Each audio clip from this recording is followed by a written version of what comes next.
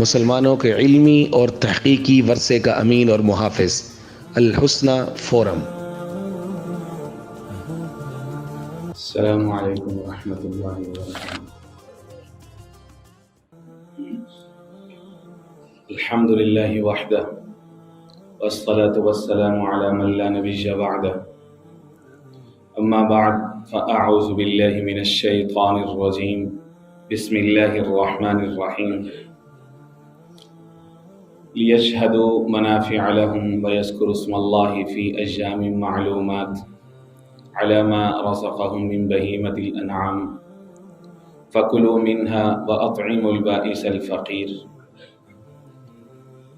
وقال اللہ تعالی وَلِكُلِّ أُمَّةٍ جَعَلْنَا مَنْسَكًا لِيَذْكُرُوا اسْمَ اللَّهِ عَلَى مَا رَزَقَهُم مِّن بَهِيمَةِ الْأَنْعَامِ فَإِلَٰهُكُمْ إِلَٰهٌ وَاحِدٌ فَلَهُ أَسْلِمُوا وَبَشِّرِ الْمُخْبِتِينَ۔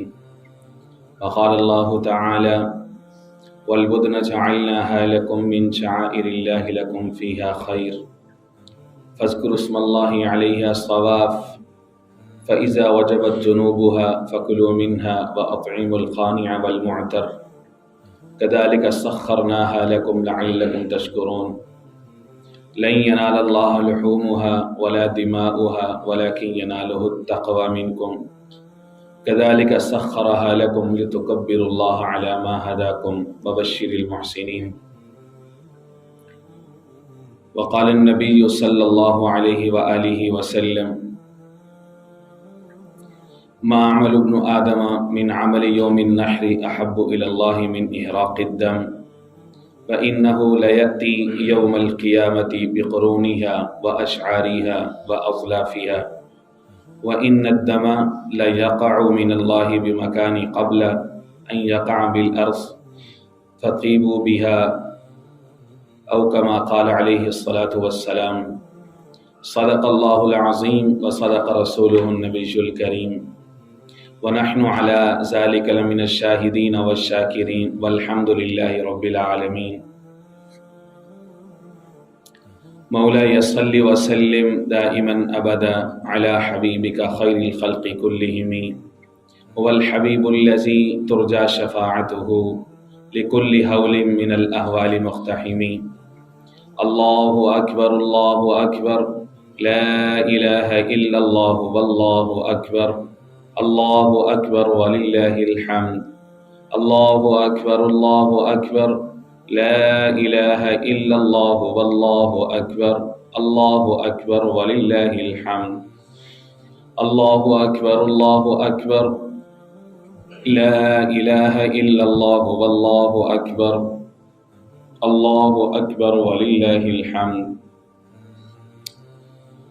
مجھے سب سے بڑھ کر جس سے ہے محبت تو ہے، اے میرے اللہ مجھے سب سے بڑھ کر جس سے ہے محبت تو ہے، میری توحید پرستی کی حقیقت تو ہے، میرا خالق میرا مالک میرا محبوب ہے تو، میرا خالق میرا مالک میرا محبوب ہے تو، میرا ایمان میرا دین میری شریعت تو ہے۔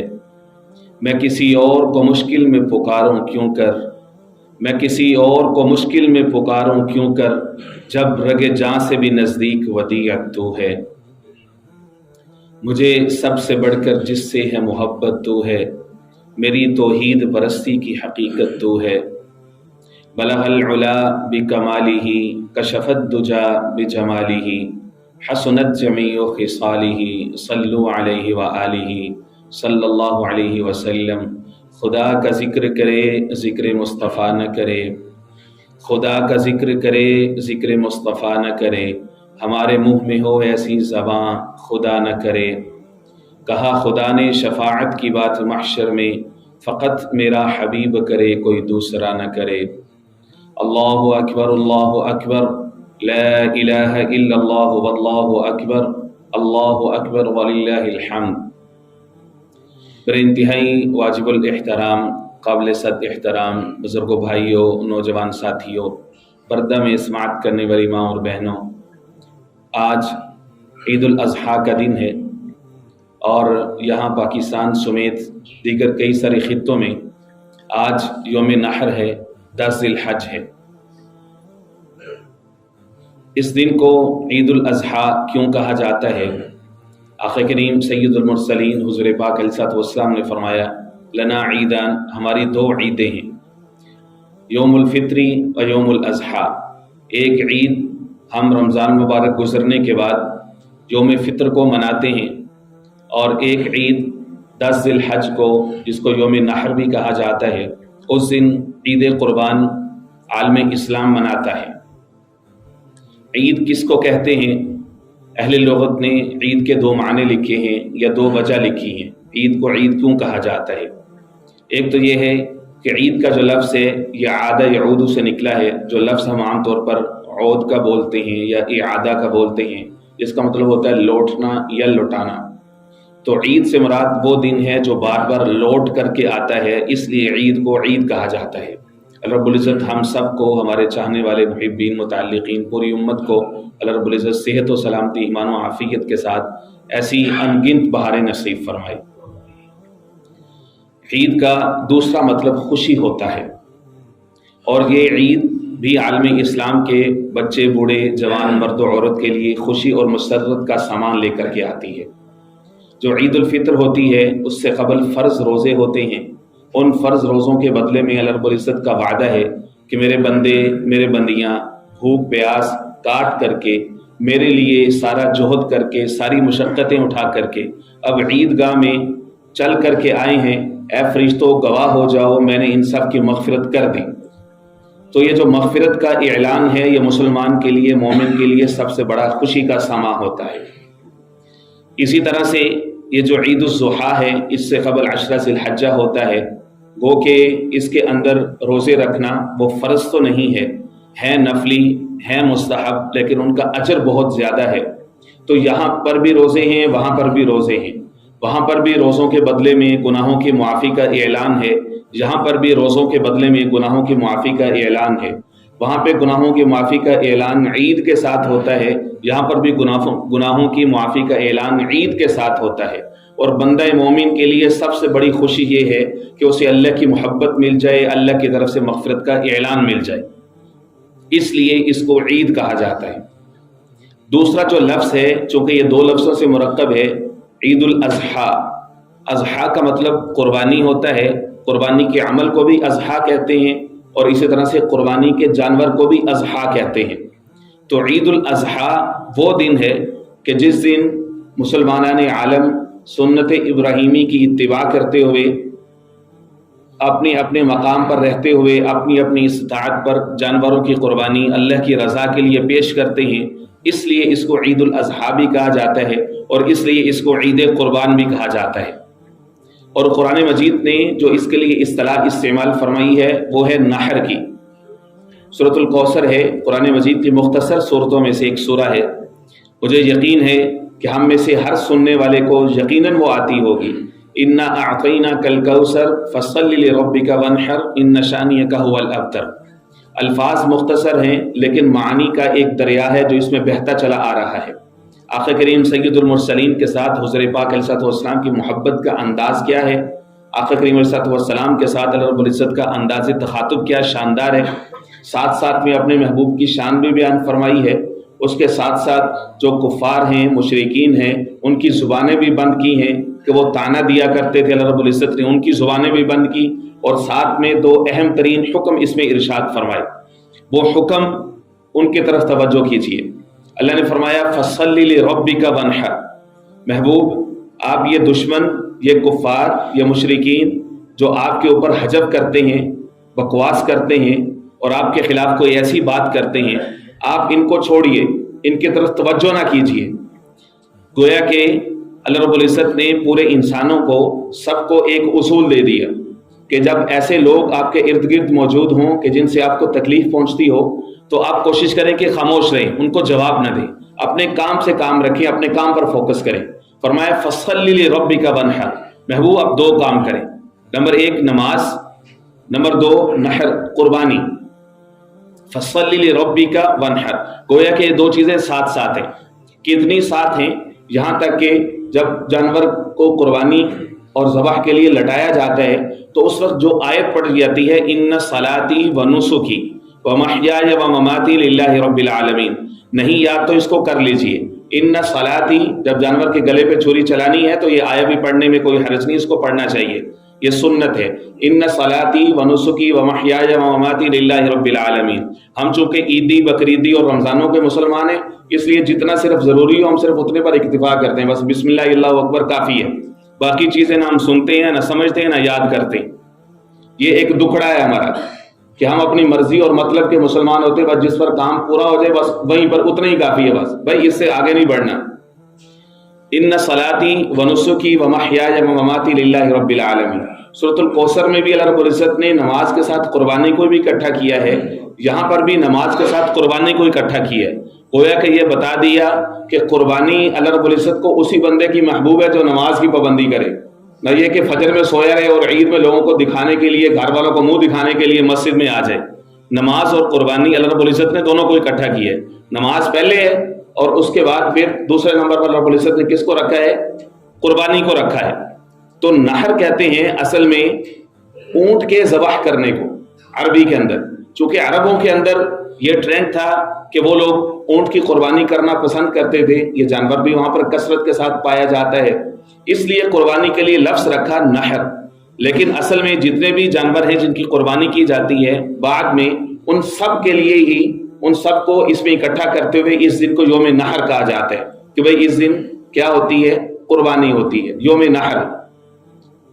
میرے دوستو، جس طرح سے ہم نے یہ سمجھا کہ عید کس کو کہتے ہیں، اضحیٰ کس کو کہتے ہیں اور قربانی کس کو کہتے ہیں، یہ بڑا ضروری ہے کہ ہم یہ سمجھیں کہ اس کی اہمیت اور اس کی فضیلت کیا ہے۔ آج سے سینکڑوں ہزاروں سال قبل ایک بوڑھا باپ جو 100 سال کے قریب ہے مینا کی وادی میں لے کر کے جاتا ہے، کوئی لوگ نہیں ہے، کوئی ہجوم نہیں ہے، کوئی کیمرہ نہیں ہے، کوئی آڈینس نہیں ہے، کوئی وہاں پہ پریس کانفرنس نہیں ہو رہی، کوئی دنیا کو اکٹھا نہیں کیا ہوا، ایک باپ ہے، اس کو اللہ رب العزت کی طرف سے حکم ہوتا ہے، حکم بھی کیا، خواب میں اس کو نظر آتا ہے کہ میں اپنے بیٹے کو ذبح کر رہا ہوں۔ وہ اپنے جوان سالہ بیٹا جس کی عمر 10 سال سے کچھ اوپر ہے، اس کی انگلی پکڑتا ہے، ماں بھی کیسی ایمان والی ہے کہ اللہ کے راستے میں قربان کرنے کے لیے اپنے بیٹے کو پیش کر رہی ہے اور بلا چون و چرا پیش کر رہی ہے۔ یہ ماں کی تربیت، عورتوں کی تربیت ایسا ہونا بڑا ضروری ہے کہ وہ اللہ کے حکم کے سامنے سر تسلیم خم کرتے۔ آج کی کوئی عورت ہوتی تو آگے سے کھڑی ہو جاتی، ویمن رائٹس والے آ جاتے چوکوں میں، چوراہوں میں موم بتیاں لے کر کے کہ بھئی یہ ہو کیا رہا ہے، ایسا تو نہیں ہوتا کہ انسان کو ذبح کیا جائے، یہ کون سا دین ہے، یہ کون سا مذہب ہے۔ دنیا والوں کو بتا دیا کہ اصل مذہب انسانیت نہیں ہے۔ رب کعبہ کی قسم، یہ جو انسانیت کا لفظ بولا جاتا ہے، اس سے بڑا دنیا کو کوئی دھوکہ نہیں ہے۔ انسانیت کا مطلب ہے کہ انسان ہے، اس کی سوچ ہے، اس کی پرسنل فریڈم ہے، اس کی فریڈم آف ایکسپریشن ہے، مذہب کی کوئی حیثیت نہیں ہے، اللہ اور اس کے رسول کے احکام کی کوئی حیثیت نہیں ہے۔ انسان کو جو سمجھ میں آتا ہے اس کی رسپیکٹ کرو، بس یہی مذہب انسانیت ہے۔ انسانیت کو مذہب کہنا اس سے بڑا کوئی جرم نہیں ہے۔ انسانیت کا احترام ہے، وہ دین اسلام کا اہم موضوع ہے، وہ الگ سے ہے، وہ ہر بندے کو پتہ ہے، ہر مسلمان کو پتہ ہے کہ انسانیت کا احترام کیا ہے۔ انسانیت کو بطور مذہب متعارف کروانے کا مطلب یہ ہے کہ مذہب کی کوئی حیثیت نہیں ہے، اللہ اور اس کے رسول کے احکام کی کوئی حیثیت نہیں ہے۔ یہاں پر دیکھیں، ماں باپ اپنے بچے کو قربانی کے لیے پیش کریں، نہ صرف پیش کریں بلکہ جو اس کی ریکوائرمنٹس ہے وہ ساری کی ساری پوری کریں۔ بچے کو انگلی سے پکڑا ہے، اس کو ساتھ لیا ہے، مینا کی وادی میں لے کر کے گئے ہیں، وہاں پہ صرف رب دیکھ رہا ہے اور رب کے فرشتے دیکھ رہے ہیں۔ نیلے آسمان کے نیچے پوری انسانی تاریخ میں کبھی کسی نے ایسا منظر نہیں دیکھا ہوگا کہ ایک بوڑھا باپ اپنے ہاتھوں سے اپنے بچے کو ذبح کرنے کے لیے تیار کھڑا ہو، اور پوری انسانی تاریخ نے ایسا بچہ بھی کوئی نہیں دیکھا ہوگا جو اپنے باپ کے اس خواب کے سامنے اپنی گردن کو پیش کر رہا ہو۔ باپ اس سے یہ کہے کہ بیٹا میں نے خواب میں یہ دیکھا ہے، انی اذبحک، میں تجھے ذبح کر رہا ہوں، فانظر ماذا تری۔ کمیونیکیشن حیران کن ہے، کنورسیشن حیران کن ہے، انسان کی عقل دنگ رہ جاتی ہے کہ کیسا خلیل ہے، کیسا ذبیح ہے۔ بیٹے سے یہ کہہ رہا ہے میں تجھے ذبح کر رہا ہوں، بیٹا کیسے کہتا ہے بغیر سوچے، یا ابت افعل ما تؤمر، اے ابا جان آپ کر لیجئے ما تؤمر، جو آپ کو حکم دیا جا رہا ہے۔ ستجدنی ان شاء اللہ من الصابرین، آپ مجھے صبر کرنے والوں میں سے پائیں گے. کوئی نخرہ نہیں ہے, کوئی آرگیو نہیں ہے, کوئی اپنی عقل کے گھوڑے آگے سے نہیں دوڑائے. آج کا کوئی جوان بچہ ہوتا آگے سے کہتا ہے ابا جان میرا فیوچر ہے, میرا کیریئر ہے, میری جاب ہے, میری ڈگری ہے, میرا مستقبل ہے, جائیں اپنے رب سے پوچھیں کہ اس خواب کا کیا مطلب ہے, میں کیوں ذبح کروں, میں کیوں ذبح ہو جاؤں, میں تو نہیں ہوتا. اکڑ جاتا. جدید تعلیم یہ کچھ سکھا رہی ہے, وہ ساری ویلیوز, وہ ساری نارمز جو اللہ رب العزت نے امت مسلمہ کو دی ہیں, آقا کریم علیہ الصلوۃ والسلام نے جتنی سنتیں دی ہیں, ہم ان میں بہت سست ہوتے جا رہے ہیں. یہ پورا واقعہ سنانے کا, اس کو مختصر انداز میں سنانے کا آپ کو مقصد یہ ہے کہ ہم قربانی کی اہمیت کو سمجھیں. بیٹے کو لٹا لیا ہے, جس طرح جانور کے گلے پہ چھری چلائی جاتی ہے, الٹا لٹایا ہے اور ان کے بالوں سے پکڑا ہے, سر کو تھوڑا سا اونچا کیا ہے اور اپنے گھٹنے کو اس کے کندھے کے اوپر رکھا ہے, نیچے سے چھری گلے پہ رکھی ہے, آنکھوں پر پٹی ہے اور خلیل اللہ سے مخاطب ہے, اے اللہ اب تو راضی ہے, میں تیرے لیے اپنا گھر چھوڑا, وطن چھوڑا, تو نے کہا اپنی بیوی بچے کو چھوڑ کر کے آ جا, میں نے بے آب و گیا میں چھوڑا, اپنے آپ کو آگ کے حوالے کیا, اے اللہ آج تو مجھ سے یہ چاہتا ہے کہ میں اپنی اولاد کو قربان کروں, لے اللہ میں اس کے لیے بھی حاضر ہوں. یہ کہہ کر کے چھری چلائی ہے. اللہ کو یہ ادا اتنی پسند آئی ہے. باپ کتنا عظیم ہے, بیٹا کتنا مطیع ہے. یہ فیضان نظر تھا یا کہ مکتب کی کرامت تھی؟ سکھائے کس نے اسماعیل کو آداب فرزندی؟ اللہ کو یہ ادا اتنی پسند آئی کہ اللہ نے فوری طور پر یہ فرمایا وَفَدَيْنَاهُ بِذِبْحٍ عَظِيمٍ وَنَادَيْنَاهُ أَن يَا إِبْرَاهِيمُ. ہم نے کہا اے ابراہیم قد صدقت الرؤیا, تو نے اپنے خواب کو سچا کر دکھایا ہے. تیرا رب تجھ سے یہی چاہتا تھا. بیٹے کے گلے پہ چھری چلوانا اللہ نہیں چاہتا تھا, اللہ صرف ارادہ چاہتا تھا. لے اللہ کے پاس یہ جنت کا جانور ہے. وہ ذبح ہوا اور تا دم قیامت اللہ رب العزت نے انسانوں کے اندر سنت ابراہیمی کو اس طرح سے جاری فرمایا. یہ بہت اہم ہے اور اس میں ہمارے لیے سیکھنے کی باتیں بہت زیادہ ہیں. نوجوانوں, خدا کے لیے اللہ کی طرف آ جاؤ. اپنے والدین کی اطاعت کرو, ان کی اطاعت سے ان کی آنکھوں کو ٹھنڈا کرو. ذرا سوچو کہ اگر جناب اسماعیل قربان ہوتے, باپ اپنے بیٹے کو اس طرح سے قربان کر دیتا اور اس کے گلے پہ چھری چل جاتی, جنت سے دمبا نہ آتا اور سنت یہی جاری ہوتی کہ ہر سال ایک باپ اپنے بیٹے کو اس طرح سے ذبح کرے گا, تو تمہارا کیا بنتا؟ اللہ نے رحم فرمایا, اللہ نے آسانی فرما دی کہ انسان کے خون کی جگہ پہ اللہ رب العزت نے جانور کو لایا کہ اس کا خون بہایا جائے گا. تو رب العزت نے فرمایا یہ ایسے ہی ہے گویا کہ تمہارے بالوں, تمہارا خون, تمہارے ناخن, تمہارے جسم کے ہر ایک عضو کے بدلے میں میں قربانی کو قبول کرتے ہوئے تمہارے گناہوں کو معاف کر دوں. یہ سنت ابراہیمی, یہ ملت ابراہیمی ہے. خدا کے لیے ہم اس کو ہلکا نہ لیں. جیسے ہی عشرہ ذی الحجہ آتا ہے, حج قربانی کے دن آتے ہیں, تو اس وقت مارکیٹ میں آپ کو ایک خاص طرح کی پروڈکٹ نظر آتی ہے. گروپ آف پیپل ہیں جو شور مچانا شروع کر دیتے ہیں کہ بھئی انسانیت کا تقاضا تو یہ ہے کہ جانور کے گلے پہ کیوں چھری چلانی ہے, چھوڑیں. اتنے غریب ہیں, اتنی بیوائیں ہیں, اتنے لوگ ہیں لیس فارچونیٹ ہیں جن کے پاس کچھ نہیں ہے. وہ آپ کو ڈیٹا بتائیں گے کہ اتنے فیصد لوگ غربت کی لکیر سے نیچے زندگی بسر کر رہی ہیں. پاورٹی کا ریٹ بہت اوپر چلا گیا. اسی پاورٹی کی وجہ سے, اسی غربت کی وجہ سے لوگ جرم کرنے پر مجبور ہیں, تو کرائم ریٹ بھی اوپر چلا گیا. بہتر یہ ہے کہ آپ جانور پر اتنا پیسہ انویسٹ کرنے کی بجائے آپ ایسا کریں کہ یہ فلاحی ادارے کو دے دیں, فلاں جگہ پہ خرچ کر دیں, اتنے گھروں کو راشن دے دیں. ایسا کوئی بھی بندہ نظر آئے تو جان چھڑائیں. وَإِذَا خَافَهُمُ الْجَاهِلُونَ قَالُوا سَلَامًا. یاد رکھو کہ حضور پاک علیہ الصلوۃ والسلام نے فرمایا ہے مَا مِنْ عَمَلٍ, ابن آدم کا کوئی بھی عمل ایسا نہیں ہے یوم نحر یعنی 10 ذی الحجہ کو, یوم نحر کو, احب الی اللہ, جو اللہ کو سب سے زیادہ محبوب ہو. کون سا عمل محبوب ہے؟ من احراق الدم, خون کا بہانا, یہ اللہ کو سب سے زیادہ محبوب ہے اس دن. اور فرمایا صحابہ اکرام نے عرض کیا یا رسول اللہ فما لنا فی ھذا, یا رسول اللہ یہ قربانیاں کیا ہیں؟ ما ھذی الأضاحی. آقا کریم علیہ السلام نے فرمایا یہ جو قربانیاں ہیں سنت ابیکم ابراہیم, یہ تمہارے باپ ابراہیم علیہ السلام کی سنت ہے. یا رسول اللہ فما لنا فیھا, ہمیں کیا ملے گا؟ فرمایا لکل شعرۃ حسنہ, میرے صحابہ آپ کو جانور کے ہر بال کے بدلے میں ایک نیکی ملے گی. عرض کی رسول اللہ فصوف فیہا، اون اس کی کھال، فرمایا اس کے بدلے میں بھی اللہ رب العزت روز قیامت تمہارا جو پلڑا ہے اس کے اندر یہ جانور اپنے بال کھال کھروں ہر ایک چیز کو تمہارے اس حصے میں تولا جائے گا، حتیٰ کہ اس کی لید اور اس کا گوبر بھی اس کے اندر تولا جائے گا تمہاری نیکیوں والے پلڑے میں۔ لہٰذا یوم نحر، ایام نحر میں یہ قربانی سے افضل اللہ کو کوئی عمل نہیں ہے، اللہ کو کوئی عمل محبوب نہیں ہے۔ اس لیے جو شخص بھی استطاعت رکھتا ہے، عاقل، بالغ، مسلمان، مقیم، صاحب نصاب، مرد ہو عورت ہو، چاہے وہ ایک ہی گھر میں رہتے ہوں۔ بعض دفعہ باپ یہ سمجھتا ہے کہ صرف میں صاحب استطاعت ہوں تو میں ہی کروں۔